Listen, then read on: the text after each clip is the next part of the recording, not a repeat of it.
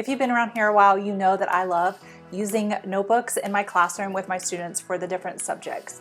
And today I'm going to be sharing how I set it up with my students at the beginning of the year. If you're new here, I'm Rachel Vincent and I love sharing ways to help teachers simplify their classrooms and their teaching. So whether you do interactive notebooks or just guided notes, anchor charts, whatever you use for your classroom, setting it up with students at the beginning of the year can sometimes be a lot and overwhelming, especially if you do it with everyone at once. So the way I've done it for the past 5 or 6 years is to do it in small groups, and it is so much easier to manage. If you've been teaching for a while, you know that setting up small groups, centers, rotations, independent work, whatever you have your students do, you have probably heard or know that you shouldn't pull small groups while your students are getting established. And I 100% stand by that. I think that you need to be able to be up and monitoring students and redirecting them as they are working through a center or a rotation or even their independent work, whatever you do in your classroom, when not concerned about teaching students in a small group. Now, after you've sort of established the rotation part of it, there is time for you to pull a group and set up a notebook. And so what I love about doing this is it, one, allows you to make sure your students have set the notebook up correctly, but it gives students a small amount of time to try to be independent and working on their own.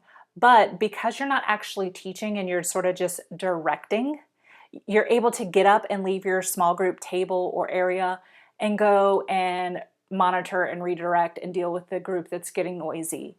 And so it's very low risk as far as what your students are able to do at your table, and it gives you that opportunity to go and monitor the rest of the class without feeling like you're leaving your students at your table without a lesson. So the number one thing I would say is to make sure you are prepped and ready to go for students to come to your table. And so it just depends how you want to set it up. My students bring in their own notebooks. I do purchase a few of them at the beginning of the year when they're only 50 cents for students who don't bring it or maybe don't bring enough. We ask for 3 because we use one for ELA, math, and science. And so most students bring them.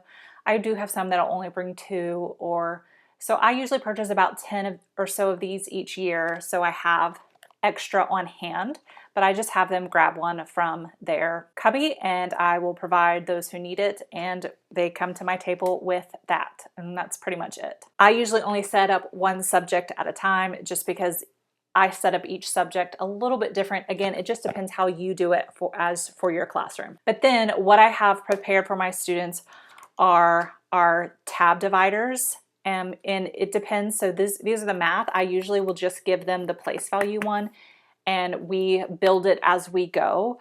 For our ELA notebook, I provide them all at the beginning of the year because we use all the sections pretty much from the get-go. So I have those ready to go. I have their notebook labels. I like to print mine on label paper so they're already sticky. I print them out at the big end of the year. I do not put names on it, so I also have some black felt markers that I provide my students so they can write their name on it. And then I do liquid glue. I have one for each student for the cardstock tabs because it holds it better. So I call the students to my table. I've set the rest of the class off. While they're making their way to my table, I'm up making sure the other students are on task doing what they're supposed to be doing.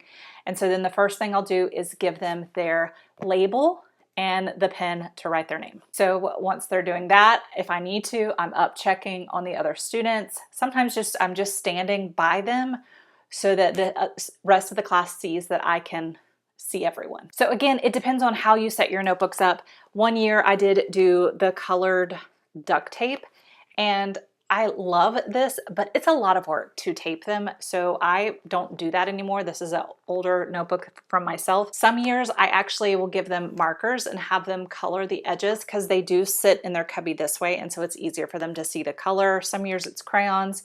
Again, I will have those materials at my table ready for them to use so that they're not having to get up and go get more materials. And then for math, we will basically label it and open it up to the first one. These are my older versions when I used more paper. Now I use these because they take up less and I can print 3. So we'll glue. I will put the glue on it and tell them and show them exactly where to glue it. A lot of times will set mine up with them.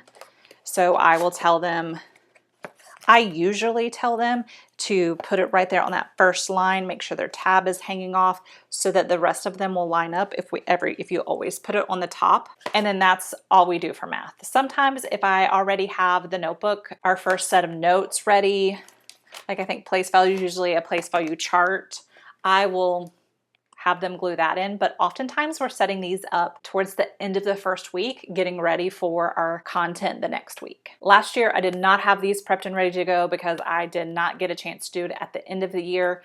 And so I will say it took a while to get our notebooks set up because prepping the tabs takes time, but you could prep as you go. That's how I did it my first year, where I just did the place value when we were doing the place value unit, and so on and so forth. For science, I set up the same way. They get the science label in a different color, and we set up our first unit tab, and then that's it. Our ELA notebook, I wish I had a copy. I wish I had one with me, but is a little bit different because we set up all of our tabs in the beginning because we have a reading notes, a grammar section, a writing section, and a word study section. So we set up all 4 tabs at the beginning because we're pretty much using those from the beginning of the year. I don't have a copy of those with me, so we're going to pretend that that's what these say. Here is the easiest way I have found to help my students divide their notebooks without counting pages. Because honestly, like if you want to count pages, go for it. But I'm an organized teacher, but I'm also type B a little bit. And I don't care that it's not exactly evenly divided. So I show my students that if you hold up your notebook, you can see where it starts to split. And so as long as you're not pushing on it. So if you split it there, that is, and you'll see the thread, that is exactly halfway. So we'll put our first, which is usually our reading notes. We'll put our reading notes tab here. We'll glue that in. I will show them how to find the middle. And so I go ahead and we glue in whatever the third section will be. So I usually do reading, writing, grammar. So it's usually our third section. So after we've glued in tab 1, I will give them the third tab. And again, if you're telling them to line it up at the top, then they should all match when you close your notebook. I'm not super precise. Sometimes they don't quite perfectly line up. And honestly, it's not that big of a deal. I don't spend a whole lot of time on that. So we glue that in. So now we have 2. We have our first tab and our third tab. So here's what I do for the middle or the second tab. I tell them between your first, the beginning and the middle, just find where you think it's halfway. And so I'll have them go ahead and choose it. And if I think it looks pretty good, I'll give them the second tab to glue in. If they didn't quite get it halfway, I'll flip some pages to kind of help them out. And so we'll glue that in, and then we do it for the second half of the book where they find just generally the middle section to glue in our final tab, and then you have all 4 tabs nicely glued in. ELA, it usually takes us the longest.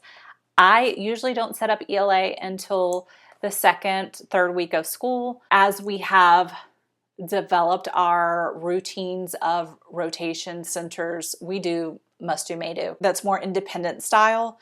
So because this takes a little longer, I usually save that for towards the end of the second week, beginning of third week, to help the rest of the class's stamina out since it takes longer.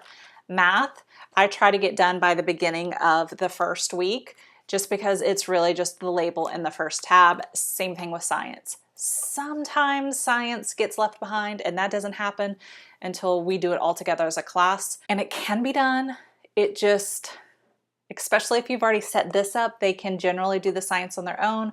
But when you're doing lots of tabs at once, I highly suggest doing it in small groups where you have all your materials ready to go. You're only dealing with 4 or 5 kids at once instead of trying to get everyone to glue in several tabs on the right spot. I hope that makes sense. If you have any questions about this whole process, let me know in the comments, and let me know how you set up notebooks in your classroom. Do you set it all up at once? Do you even mess with tabs? I just find it easier for students to glue in the notes in the correct spot And then especially with our math, find the resources they need.